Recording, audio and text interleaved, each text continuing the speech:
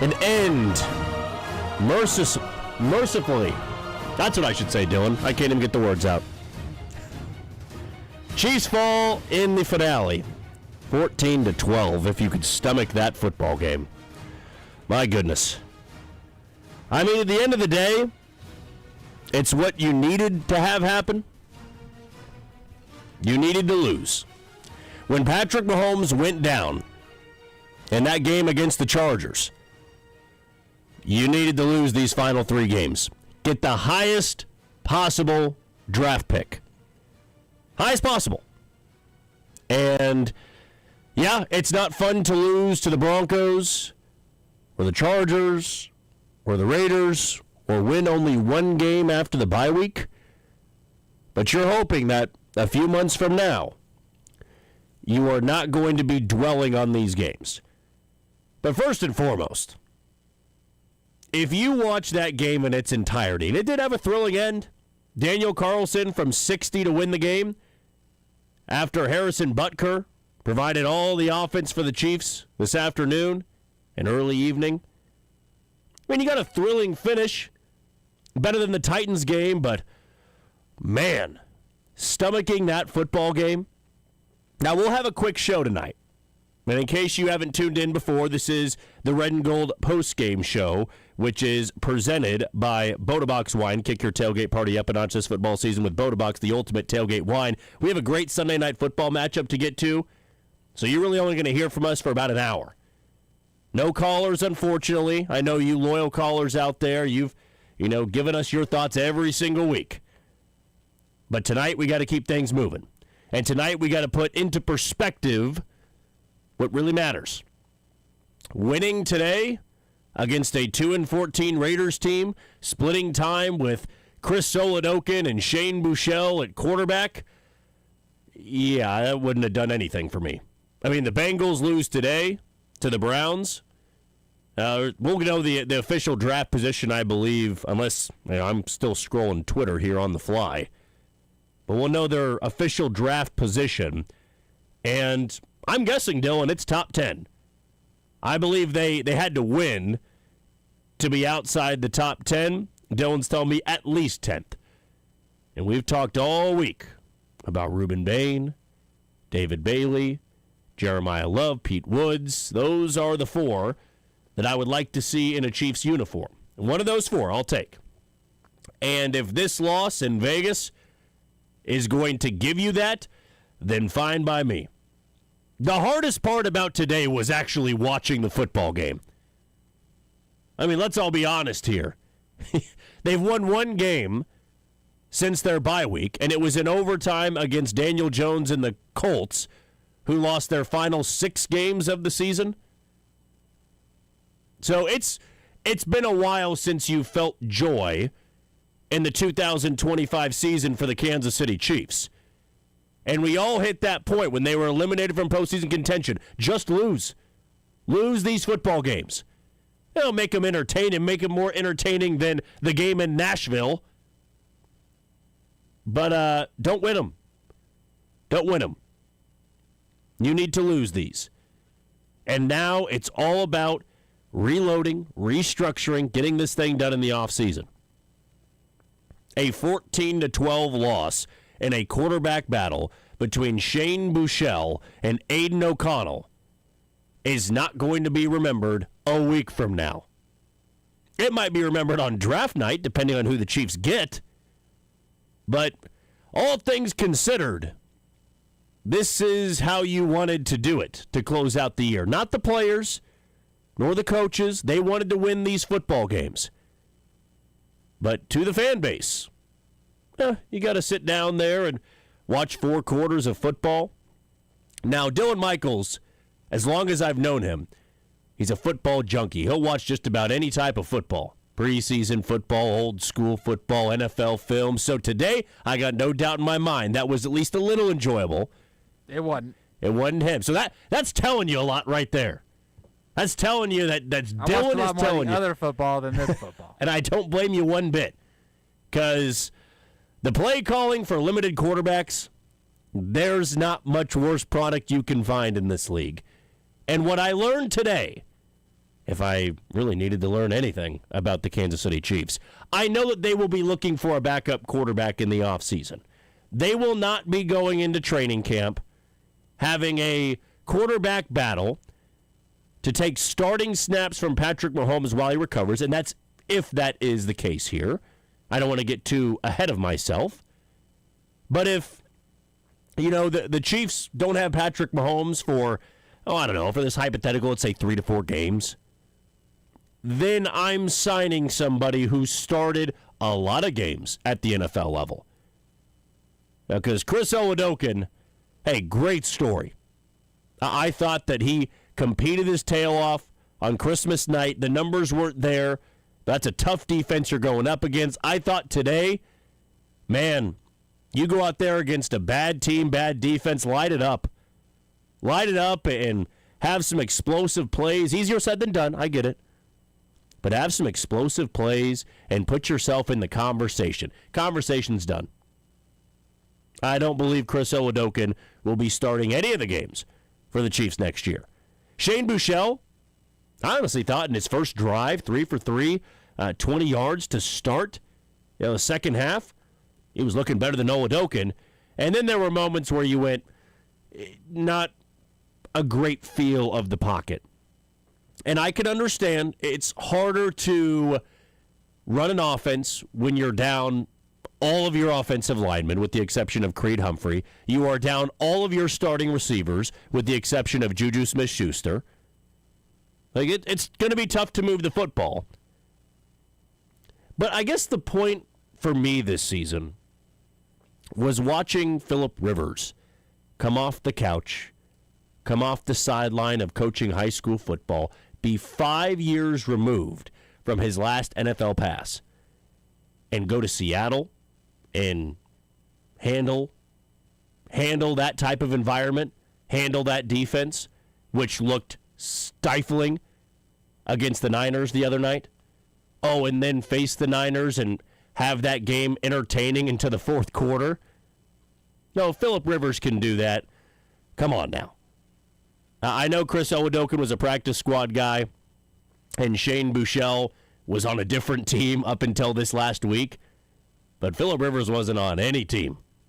He wasn't on any team, and he's 44 years old, and he looked better than those two did today, the week before, or that second half against the Titans.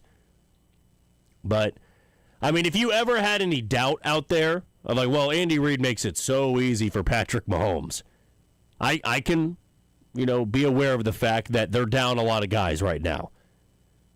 But I feel that, Patrick Mahomes does certain things for this team, does certain things for this offense that just can't be replicated by backup quarterbacks. I thought, 5 years ago when Matt Moore's getting into the game, when Patrick Mahomes had a shattered kneecap and Matt Moore, I believe, went 2-1. He had came in the second half or early on against the Broncos in that game that Mahomes got hurt. They won comfortably. Then they lose to the Packers on Sunday Night Football, then beat the Vikings. Like, you had prime Tyreek Hill and prime Travis Kelce a little bit easier. But this current state of the Chiefs' offense, you do need somebody that is the difference maker, the quarterback that does elevate you. And as we saw, even with Gardner Minshew when he came into the game against the Chargers and then to start the game against Tennessee, the numbers weren't there.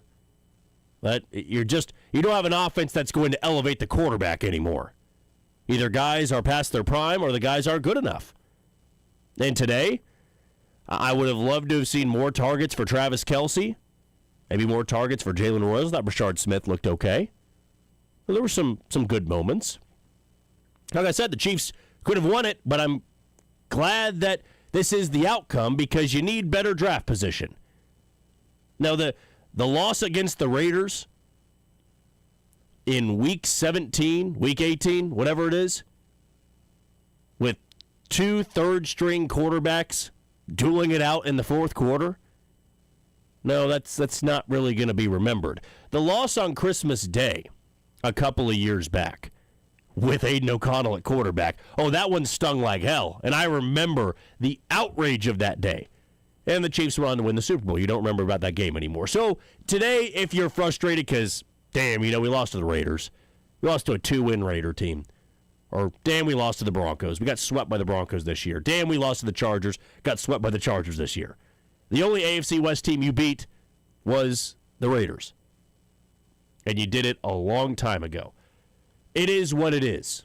To me, at this point in the season, you kind of have to push aside the rivalry losses. It doesn't matter.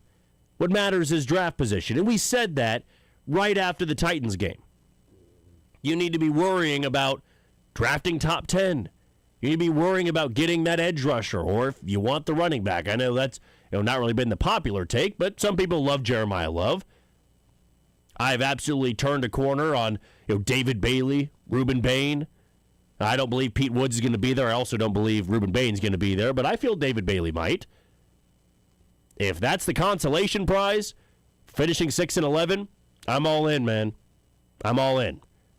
So if you are incredibly frustrated, it's more so just about how the season has gone. Your frustration started weeks ago. It's not about these final three. And there's really nothing I'm going to pick apart other than, of course, I picked apart the quarterback play. I'm not picking apart the play calling tonight, guys. I'm not picking apart the defense not being able to get a stop with 1:02 left to go. I'm not picking apart the special teams. I'm not picking apart the offensive line. Most of these guys that we just watched play aren't going to be having meaningful reps for the Chiefs in 2026. You're hoping a couple of these guys are nice depth pieces, and some of the young guys will have a great training camp, a great offseason, and they're ready to go and get, 50 to 60% of the snaps next year. You're hoping that's the case. But I'm more so focused on what the 2026 Chiefs are going to be. What they're going to be once Mahomes returns, who that running back is, what that offensive line looks like, what that edge rusher position is going to look like. Safety group. Why did Jaden Hicks not play all year long? Why did Mike Edwards get snaps over him? Why did it take Christian Fulton 10 weeks to get on the field? Are they going to be different next year? These are all things I'm going to be wondering. But Chiefs fall this afternoon to the Las Vegas Raiders, 14-12. Daniel Carlson with a 60-yard field goal to win it. And the Chiefs end this catastrophic 2025 campaign 6-11. What would you have thought after the Chiefs beat the Commanders on, I believe, Monday Night Football? If I can remember correctly, it was Monday Night Football. And at that point, they were 5-3. I believe 5-3. They'd started 0-2 and then went 5-1. They had the 3-game winning streak at home against the Raiders, Lions, and Commanders. Or it might have been Lions, Raiders, and Commanders. And then you went to Buffalo. And at that point, as we had talked about with Matt, we had talked about with Pete Sweeney earlier in the week, Sam McDowell, you can absolutely point to that. To me, it was the game in Denver. That's when this season went south. They had the bye week. They always win after the bye week. They always beat Denver. Didn't get it done. And they had one more win after that. And it took an unbelievable comeback and the defense stepping up. Other than that, too many injuries. Not a consistent enough defense.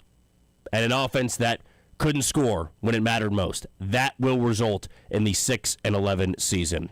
Okay, we'll take our first break of the show. When we come back, we're hoping to get some audio for our locker room report, but if not, we'll keep rolling on here on the Red and Gold Postgame Show on Sports Radio 810 WHB. The Sports Radio 810 Postgame Show is presented by Boda Box Wine. Great for tailgates, great for sharing among friends and family.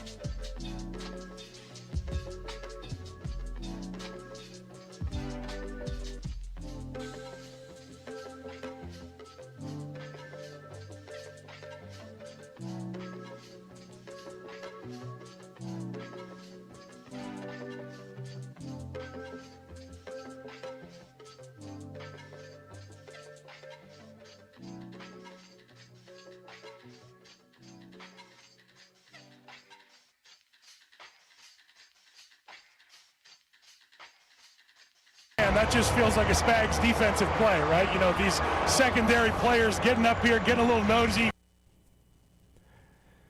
And that Shamari Connor pick was our play of the game, which is brought to you by Central Bank. Join the best in banking when you open an account with Central Bank. Central Bank, strong roots, endless possibilities, member FDIC.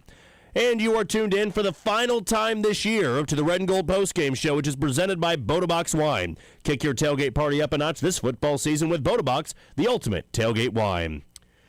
Chiefs fall to the Raiders in Vegas 14-12. Daniel Carlson with a game-winning 60-yard field goal. 6-11, the final record for the 2025 Chiefs. They will officially select 9th in the upcoming NFL draft. Just forget this record until draft night.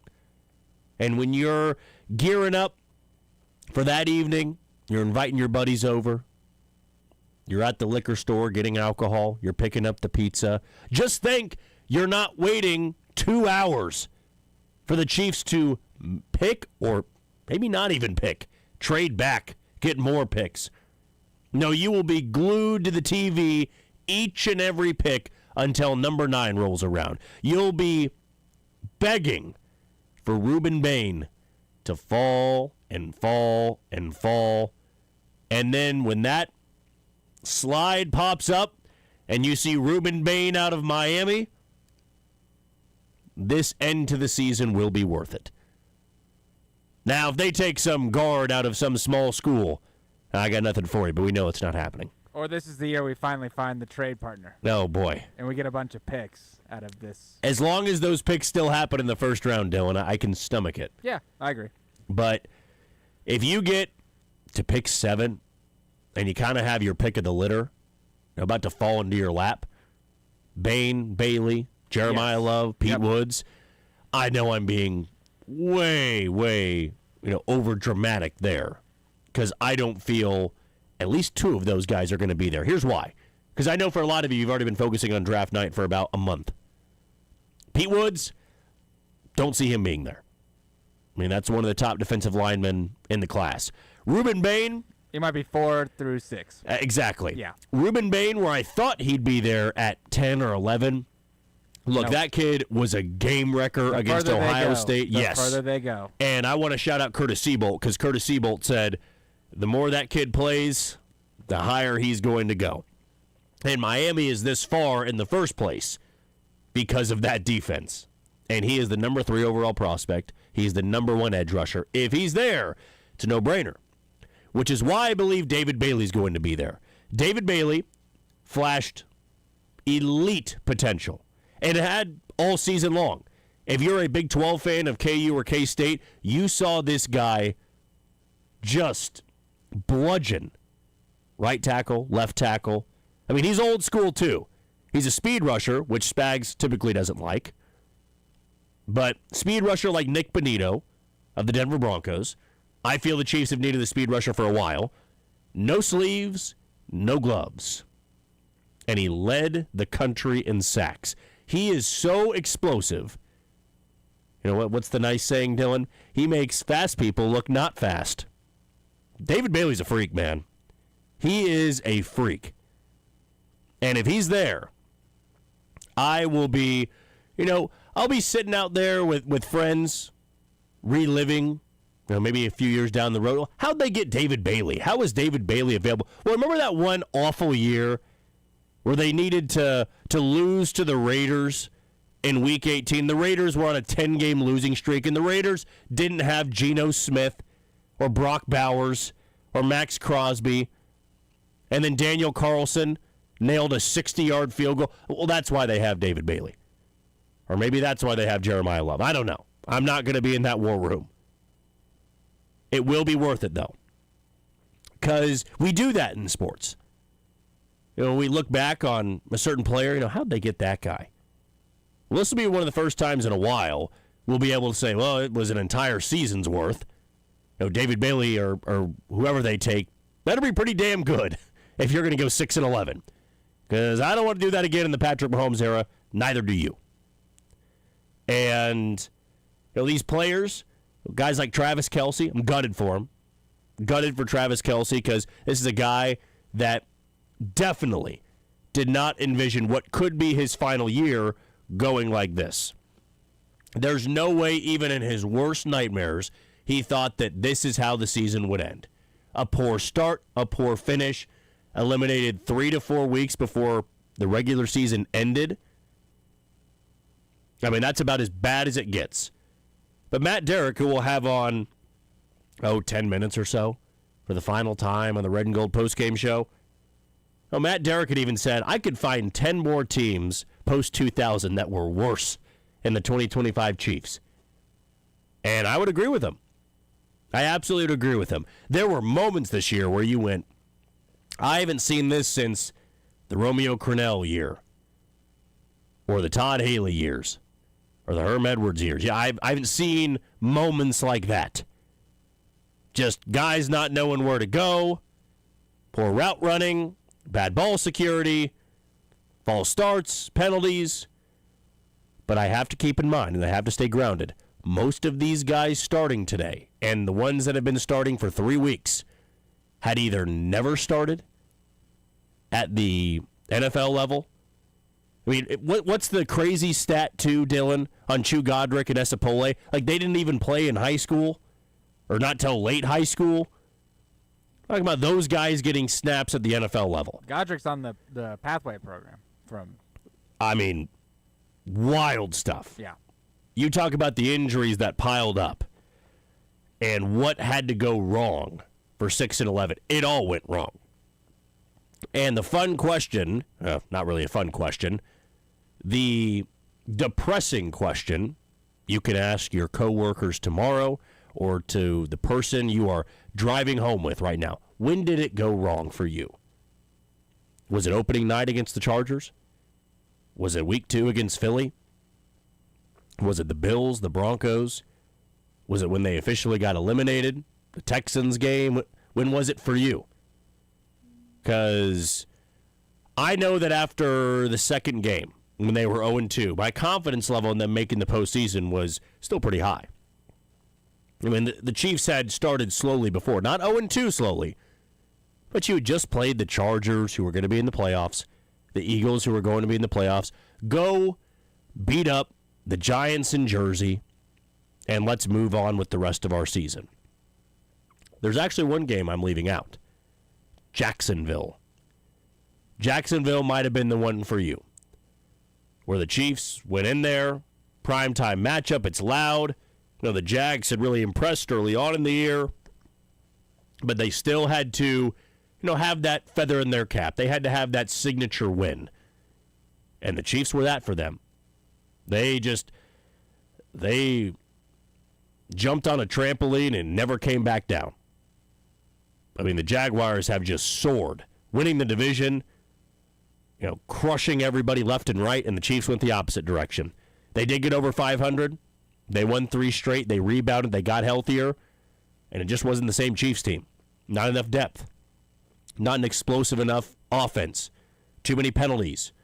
Defense couldn't get stops when it mattered most. These were all things that led to this 6-11 season. And we're still waiting around to see if we can hear from anybody at the podium, anybody at all. I'm sure we'll get Shane Buechele. I know we'll get Andy Reid. We've gotten Chris Jones the last couple of weeks. But, I mean, last year when I did this for the first time, and, I appreciated everybody being so kind to be involved in the show, you callers that are so loyal and you give your thoughts. I love it all. It's fun. The people that commented, it's fun. We go through the entire season week by week, no matter how late we go, what happens in the games, we bring you our thoughts. And we were fortunate enough to always be talking about a win for the most part. I mean, they were 17-2 before the Super Bowl. And it wasn't all pretty. We, for the most part, would pick apart some of their wins. It just went the opposite way this year. Yet you still listened, and for that we thank you. But it was not a fun team to cover. It was not a fun team to talk about. And I was wrong numerous times. I was wrong the majority of this season. When I thought they were going to turn things around. Have faith in Steve Spagnuolo in this defense. have faith in Patrick Mahomes. I am never counting out 15-87. Well, eventually we did have to count them out. When it just wasn't the same team. Ugly year, bad finish. But, as a lot of you know, when things went really south, when the playoffs were out of reach, this is how it needed to go. Winning today, I guess it could have given you a little joy in going into the offseason. You beat the Raiders. Hey, end the year on a high note. I don't really care if they're picking 9th, 10th, or 11th, and now we know they're officially picking 9th. Maybe it doesn't matter to you. To me, it really does. If they want to get one of those elite players, somebody that next year in watching the games you go, man, I am so glad we have him. It's going to be because of these games. It's going to be because of this season. It's a lot of pressure to put on one kid who's 20 to 22 years old now at the transfer portal. It could be somebody that's 24 or 25. But a early 20s kid, a lot of pressure to put on him for a team that needs to be much, much better next season. But there's a lot of holes to fill on this roster. And here's the good news, too. The Patriots at this time, around 7 to 8 years into the dynasty after the 2001 season, it was 2008 when Brady got injured. 2009, they ended up drafting Patrick Chung and Julian Edelman, Sebastian Vollmer, who played offensive tackle in the 2014 championship. Mm-hmm. Next year, they draft Rob Gronkowski as well as Devin McCourty. So, I mean, we're kind of at the same time where we do have to restock, and there is a good, reputation of hopefully being able to do that. Now, they've had a little struggle. They have. But I believe it's also I like from Josh picking. Simmons. Looks great. Yeah, and he just got to stay healthy. He's got to be available to this team. And if he is, you're not going to be worrying about left tackle for the foreseeable future. In the limited time we had him this year, I thought there was some good stuff on tape. Next year, you're not going to have Jawan Taylor at right tackle. It's probably going to be Jalen Moore, and you'll still have your interior with Trey Smith, Kingsley Suamataia, and Creed Humphrey manning the middle. Point being is it's almost the same time frame as the dynasty ending. It's kind of the time where the league will catch up to a team that's been dominating. And they have. What will be different next year, at least in my opinion, from what we've talked about all week long, Travis Kelce. Is Travis Kelce coming back? And if he's not, it'll be the third version of the Chiefs in this dynasty. I thought the first version was that explosive offense, right? Prime Kelce, Prime Hill, Sammy Watkins, the Legion of Zoom. The second era of the Chiefs was when they had to retool after Tyreek Hill. They won 2 damn Super Bowls without Tyreek Hill. And this next phase will be the third version. It doesn't mean the dynasty's done, but they're going to have to retool a lot. You're going to have to get far more explosive offensively. You're going to have a better pass rush because the target is no longer on your back, I would say. I would say that it's still noticeable, but it's not the number one target in the AFC. And that's maybe a good thing going into next year. Have people writing you off. Have people saying the dynasty's dead. Patrick Mahomes coming off a knee injury, no chance. Travis Kelce retiring, no chance this team is getting back to the Super Bowl. Prove them wrong. Use that fuel. Light a fire under this team. You had the quest of going for a three-peat. You fell short. And this year, you never really got up off the ground. But I will say that in this retooling phase, there are a few things that are just non-negotiables for me. Non-negotiables. I will say that they are going to need to add not one, but 2 running backs. And I'm not doing this 7th round crap. I'm not doing this undrafted free agent crap. I'm not saying you have to draft somebody first round. But you need to go out there and either spend money on somebody that can be a true number 2 or draft a number 2 and find your bell cow back. I know this Chiefs offense is never going to be run first with Patrick Mahomes, but you have to have a threat. You absolutely have to have a threat. Second thing on my list, you have to change the way the scheming is offensively. This is an offense, in my opinion, that has tried to run things the same exact way for 3 years. And they were able to overcome a lot. I mean, there were times that the Chiefs ran the same stuff and it still worked. It doesn't anymore. It doesn't.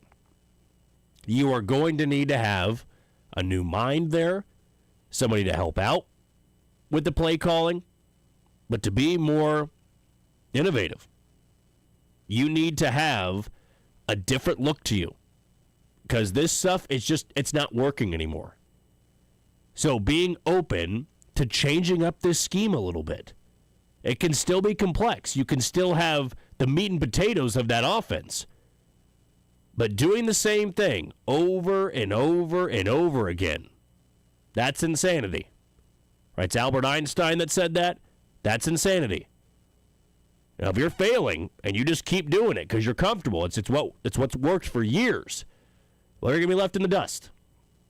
There's a reason some of these teams out there with quarterbacks that are not as talented as Patrick Mahomes are putting up better numbers offensively. And you can say whatever you want. Well, they got a lot of weapons. Well, they got a great run game. Well, they got a great offensive line. Well, they play in a dome. That whatever reason you use, they are tailoring it toward their strength. I don't feel that they are tailoring this offense toward their strength, which is Patrick Mahomes. They are making it harder on him. Not taking too many deep shots down the field. A lot of checkdowns, RPOs, screen passes, quick slants. You don't have the personnel to do that anymore.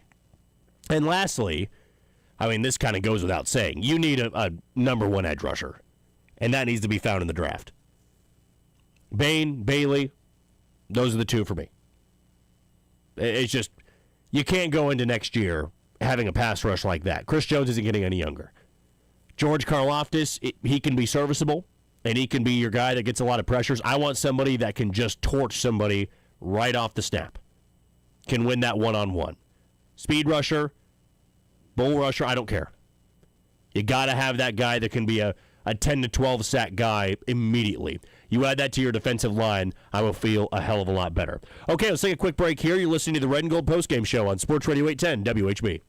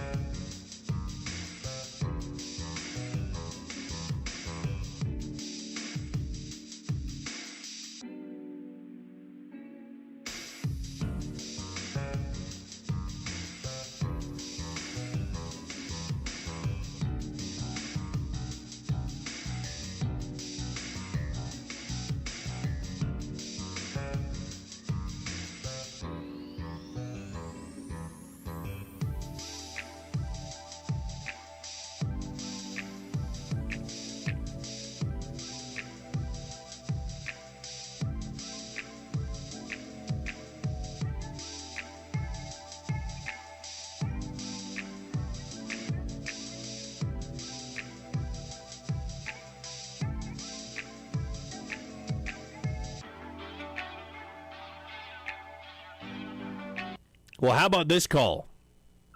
I got the magic of Bouchel. That's right, Shane Bouchel, which is brought to you by Zentex Bath and Remodeling. Zentex Remodeling can transform your bath in just one day. Save $999 or choose 0% interest financing. Mention WHB and get a free Kohler toilet, with purchase, and visit Zentex.com. That's Zintex.com. Chiefs fall to the Raiders 14-12 in the regular season finale, and their record for 2025 ends at 6-11. If you would have taken the under on the win total at the beginning of the year, all the way back in August, there would have been some people that were upset with you. Like, how could you possibly think Patrick Mahomes and the Chiefs, getting some of these guys back, they're going to be, worse offense than they were the previous year? And yeah, they got lucky in the one-score games and this and that, but, oh man, you're talking about under. If you would have set your own line and said, I'm taking the under on 7.5, or the under on 7, you would have been a complete outcast and gotten a lot of hate from people. But that is the final record, 6-11 for the Kansas City Chiefs. And now we're going to go to the phone lines for the final time in the 2025 campaign with Matt Derrick of ChiefsDigest.com. Well, Matt, it is finally over. Is that the feeling that you're getting tonight of, oh boy, I mean, just thank goodness it's now finally over and we're not having to go through each and every week watching a bunch of guys that were on the practice squad for 70% of the season? Yeah, this got a little painful there at the end. I can't lie. You saw what life without Patrick Mahomes, I guess, could be like and everything.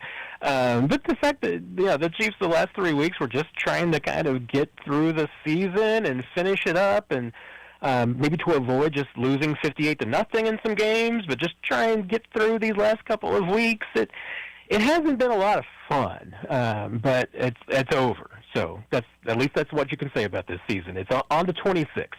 Now, I know a lot of people just aren't going to want to hear me talk about, well, this is fantastic. I love it that they lost all of these games after Patrick Mahomes went down. But, Matt, isn't that kind of the truth here? That at the end of the day, when Patrick Mahomes went down with the knee injury, was out for the year, and they were eliminated from postseason contention, this is kind of how you'd want to script it, because now, don't look, but they're 9th in the NFL draft. They are actually picking top 10, which gives them a decent chance to land one of the top edge rushers in the class, or maybe the number 1 running back. Yeah, I mean, if you're looking at it a couple of different ways, I mean, as a Chiefs fan, and from the Chiefs fans that I hear from, and they run the gamut. I mean, I don't think there's just one common Chiefs fan, but you hear a lot of the different tone from different directions, and I think that, honestly, the way this season, it probably, for the most part, played into what a lot of fans would like to see. Because this team, are there things that this team can look at and say, hey, you know what, there's strides being made here, there's development being made here that you can feel good about and maybe build upon? Yeah, I mean, I think there's elements of that. If you're not excited maybe about your offensive line when healthy and the young guys that you have and who's signed up and who's committed to you for the next few years, I mean, try being just a little negative. I mean, that the offensive line looks like it could be a really strength going forward. But if you're a Chiefs fan who wants an impact first-round pick, you can get one now. Like you said, it can be the best running back. It could be the best safety, the best receiver, one of the best probably edge rushers, maybe the best defensive tackle. I mean, you could get your pick of some premium positions. And then if you're also a Chiefs fan, it's like, wait a minute, I feel like this team's gotten a little stale. There's no way that you can, as Andy Reid, Brett Veach, Clark Hunt, anybody in the process, look at this season and say, yeah, you know what, we're just a couple of pieces away. We're just a tick off here and there, as Andy Reid has said. There need to be some significant changes, and I'm not saying they need to reboot the entire team. I don't think that's the case at all. But do they need to clean up some things, more than clean up? Maybe change some things? Yeah, that's what's going to happen when you're 6-11. It's not going to happen probably at 9-8. Matt, I'm not trying to be too harsh on guys like Chris Oladokun or Shane Bouchel, but if these last couple of weeks have proven anything to me, It's that they absolutely need to be out there in the market looking for a backup quarterback that, let's be honest here, too, they might be starting a few games to begin the year. I mean, I just don't know if I saw anywhere enough from Chris Oladokun or Shane Buechele to be that guy you can count on to win you some games early on in September. Yeah, I mean, and I think that's probably a fair assessment. I mean, would you always like for young guys to get the benefit of the doubt and get better opportunities? And could you say, hey, wait, and I think the Chiefs will even admit this, and then, in their evaluation of both those guys is to say, hey, they were handed a couple of deuces and told to go try and win some games. And maybe they didn't even have a couple of deuces. It might have just been deuce 7, not even a pair.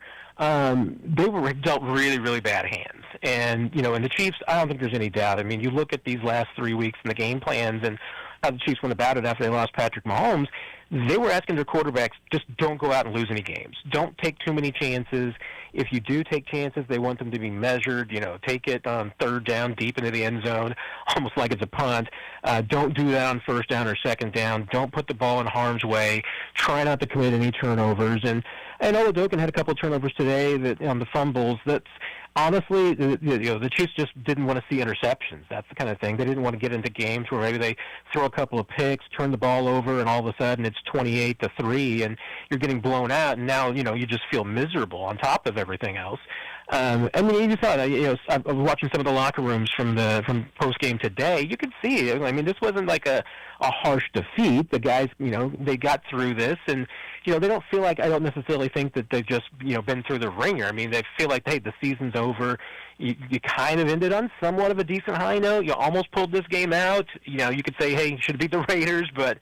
And games like this in Week 18, when you have these kind of lineups, you don't know what's going to happen. I thought the Chiefs did fight well. I thought if you watch this team today and you didn't see any fight, I don't know what you were watching, because I think they did fight. It was just two teams that, especially at their quarterback positions, were completely outgunned and outmanned.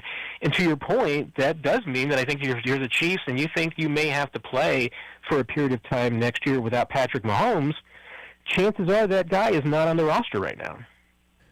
Well, Matt, one of the things that a coach would never say is, yeah, we are trying to lose these games. We do need better draft position, right? No coach in the history of this sport would go out there and say that. But can you kind of tell it from play calling? Because I thought there were a couple of moments in this game, yes, because they are incredibly limited. They have, a practice squad quarterback starting the game. They have a practice squad left tackle, practice squad right tackle. They have a 7th-round rookie starting at running back. They don't have any of their top receivers. The only regulars out there were Creed Humphrey and Travis Kelce, so I can understand being more conservative, but can you kind of tell with some teams that it's, no, we are not trying to lose here, but we're also not going above and beyond to try and win these games, because after all, we do really need that top 10 pick. If I'm going to be a conspiracy theorist, the one decision I think that can make me the most convinced of that was the timeout before that final Raiders drive.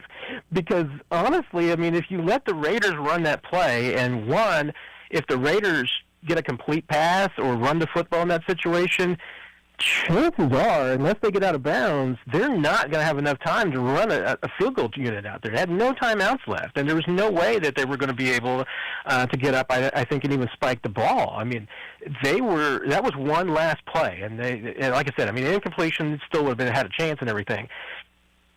Maybe Andy Reid's logic was to say, hey, I call a timeout there, force them to kick a field goal, then at least we get the run back and a couple plays on the other side.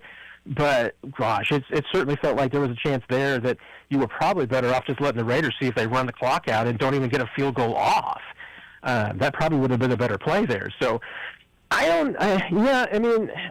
do have a little bit of my tinfoil hat, conspiracy hat on, that when I see some smoke, I suspect that there might be a fire. And, hey, the Chiefs, drafting 9's better than 10 or 11, which is where they would have been with a win today. Last couple of questions for you, Matt. Really appreciate your time. Did you see enough from Rashard Smith, going into the next year where he might be able to compete for that number 2 spot, or do you kind of feel this still needs to be a full reset and evaluation of the running back room? I mean, I saw enough in at least training camp to believe that what you saw today was what he's capable of. But here's what it comes down to is that, if you're the Chiefs, you pretty much need your top 2 running backs. if you want to have an effective season, they need to be somebody, and whether it's one running back or it's two guys together, that can get you in that 15 to 17, 1,800 yard range from scrimmage. And the question is, can Brashard Smith be a piece of that? I think he could be a piece. He could be at least from what we've seen, you could make a case that he's a number 2 guy. Is he a 1,200 yard from scrimmage guy? I don't know. I mean, the Chiefs have not treated him like one through the last 18 weeks of the season. So I have to believe that they assume that he is not. Even with what you saw today, I wouldn't necessarily say that he's that number 1 guy. So, if you feel like that what this Chiefs team needs is a true number 1 running back, or at least someone with an elite skill set and size, then you'd say Brashard Smith's probably not that guy, and that you do need to add to it. So are you adding through the draft or free agency? I think if you're the Chiefs and you want to be a top 3, top 5 offense again, I don't think that probably the principal piece of your backfield's on the roster right now. Brashard Smith, I think, can be a piece. I'm just not sure he's ready to be the piece. And lastly, if you had your pick of the litter here, the Chiefs are drafting at 9. They have, and I don't believe this can be likely, but just for the sake of this question here, Matt, they have Peter Woods available, the interior defensive lineman out of Clemson, Reuben Bain, the edge rusher out of Miami, David Bailey, the edge rusher out of Texas Tech, and Jeremiah Love, the running back out of Notre Dame. Who are you taking? Yeah, it is a tough one, but for me, it would be either Bailey or Bain. You got to go edge at that spot if one of those two guys is available. I mean, I know we're going to have a healthy debate over the next 4 months about which direction to go, but you got to get after the quarterback. And yes, you do need a Chris Jones replacement. Maybe Peter Woods is that guy, but edge rusher, this team badly needs an elite outside edge rusher. So I'm betting on that piece. Well, Matt, thanks so much for your help all season long. Enjoy the off season, and we'll talk to you next time.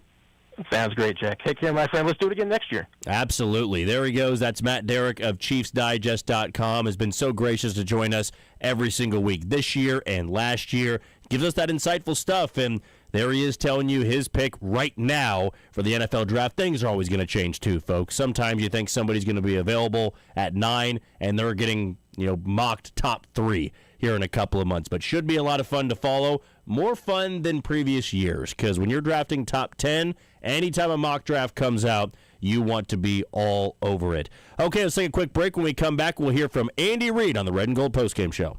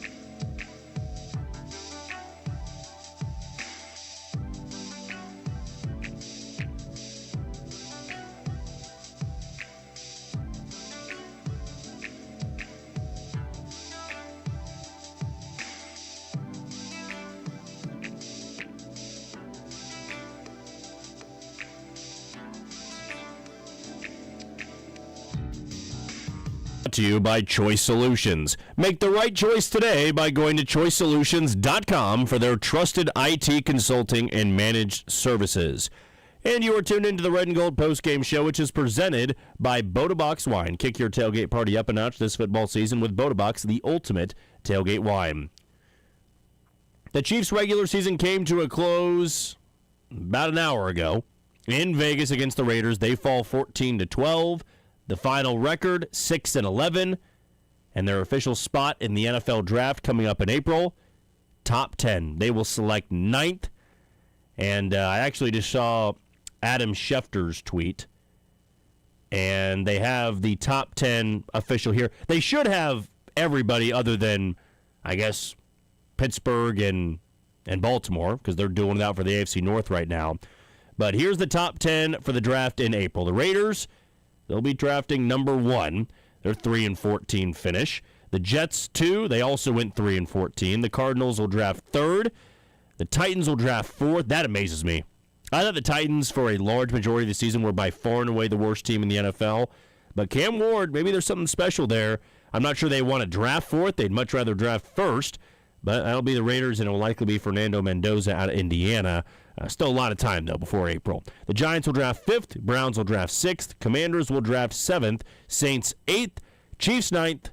And the Cincinnati Bengals 10th. And if the Chiefs would have won today, Carlson doesn't hit that 60-yarder, they would have been right behind Cincinnati, I believe. Because, Cincinnati, they lost to Cleveland today. Myles Garrett got the sack record. But the Bengals would have been drafting 9th. And Kansas City would be drafting 10th at 7-10. It is now time to hear from Andy Reid, and we're going to kick things off here with the opening statement. Michelle came out for a little bit and went into be checked for a concussion, but everything worked out there. He was cleared. So, listen, my hat goes off to the fans for all the support they gave us throughout the season. Easily could have not shown up by some of the performances, but they did a great job, and we appreciate that. Optimistic for the future going forward here. Brett's got the controls from here with the draft, and he and his guys will do a great job there in the draft and as we work through free agency. So, and it was great to get the young guys some play time. If there was a positive to take out of this whole thing, I would tell you that's probably the biggest positive there.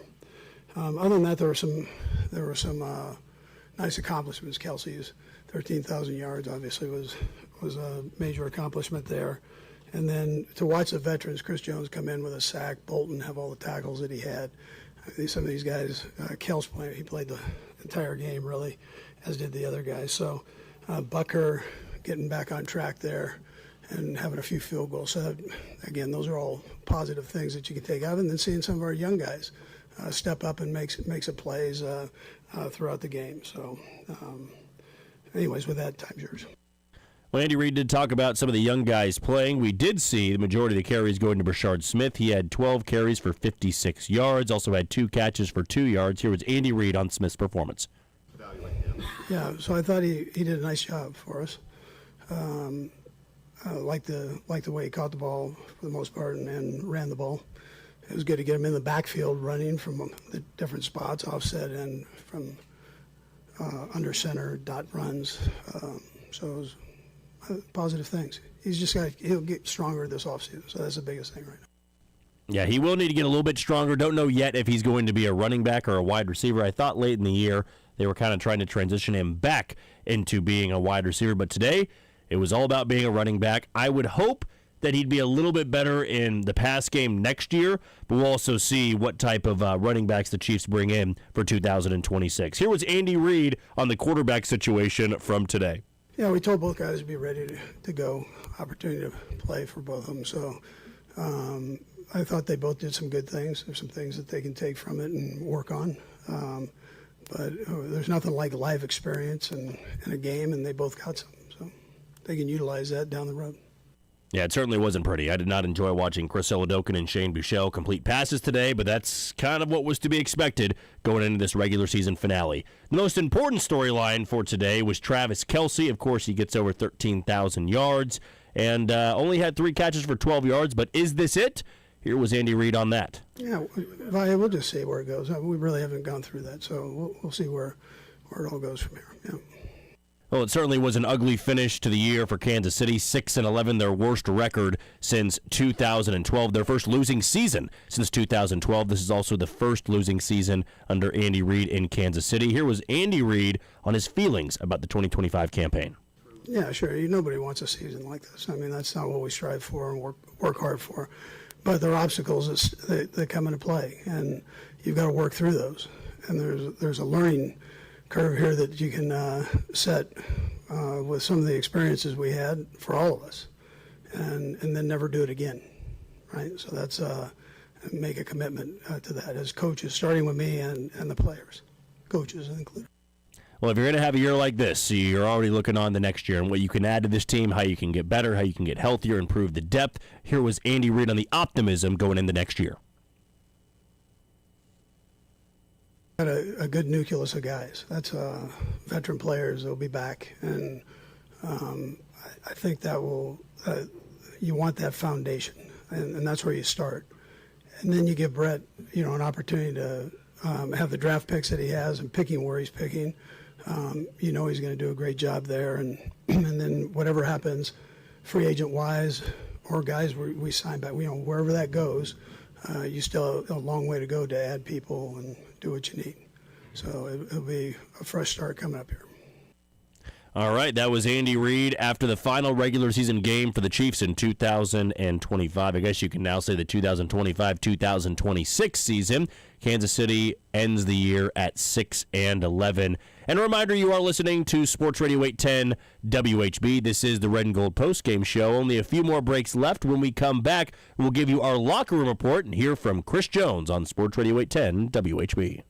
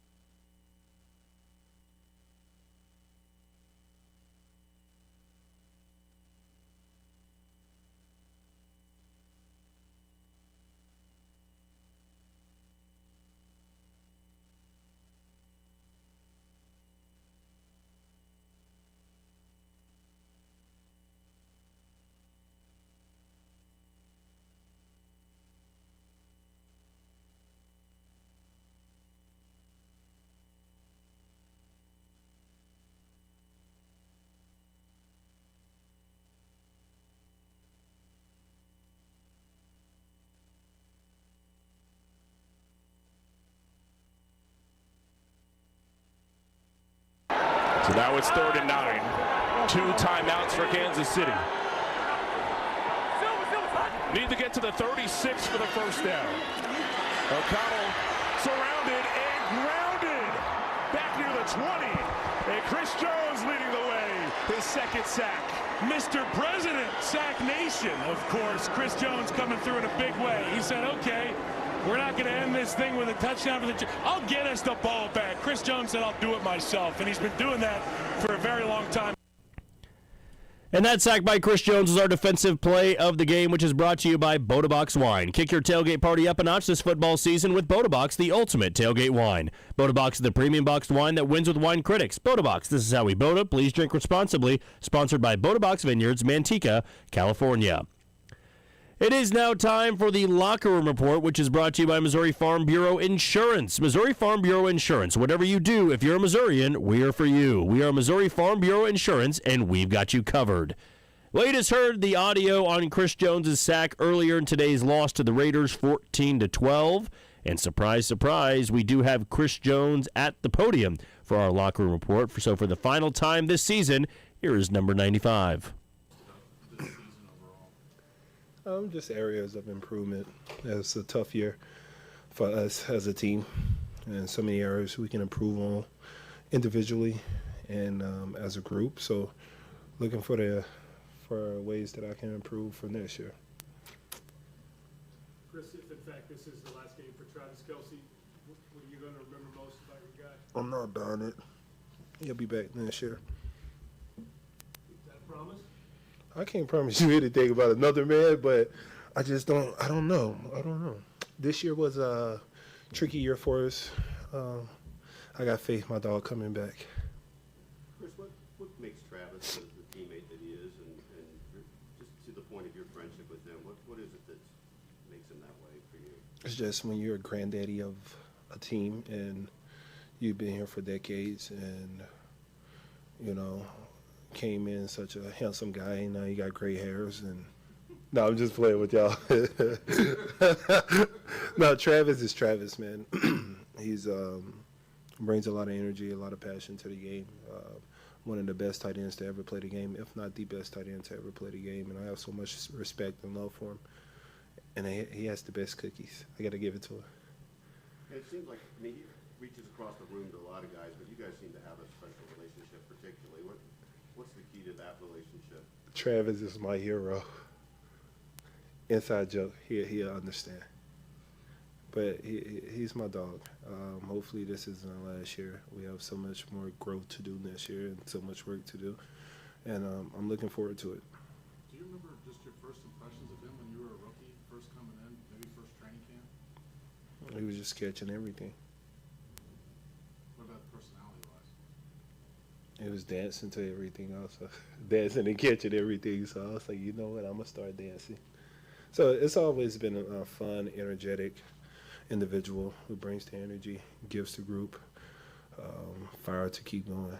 So I just prayed this isn't my dog last time. Coach, you referenced this, but is that kind of unfinished business for everybody on that next year how the season went? Absolutely. I think this season didn't go as planned.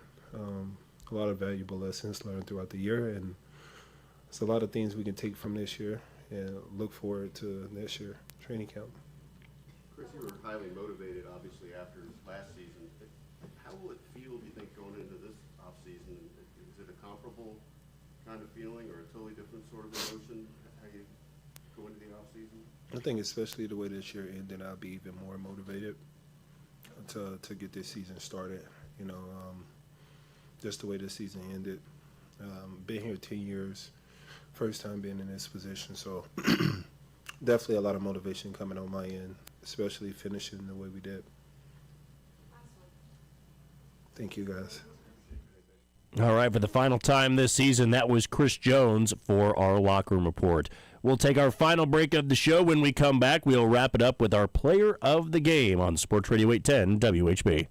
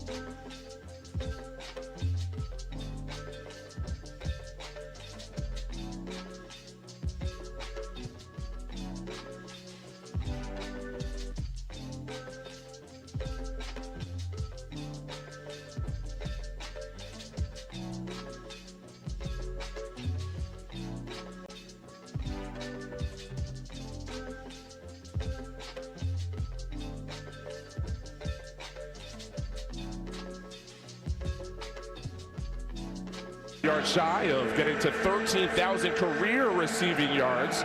The fastest tight end to 13,000. They give him 5, which gives him that mark. Unbelievable. Travis Kelce, 13,000 yards. He's been unbelievable. He's been a safety blanket for whoever it is at the quarterback position in Kansas City. He plays hurt. He plays injured. He doesn't complain. You don't hear a peep out of 87. He is a pro's pro.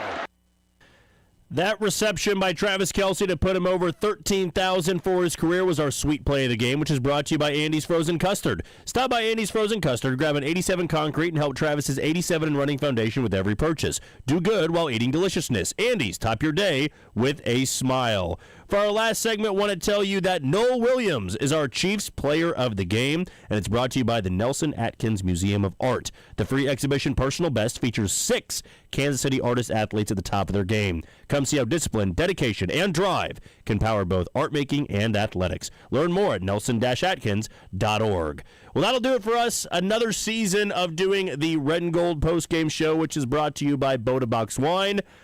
I can't say that we had a ton of fun because that just isn't the case. I was glad to have Dylan back in that producer's chair. A big thank you to Hayden. A big thank you to Dylan Brett going out there and doing the extra work behind the scenes. They make it all possible. I just speak into this mic, and hopefully we get through this show this season without any screw-ups, any mishaps. But still, had a lot of fun working with those guys, and thank you all to listening to us each and every game. Until next time, you take it easy, Kansas City.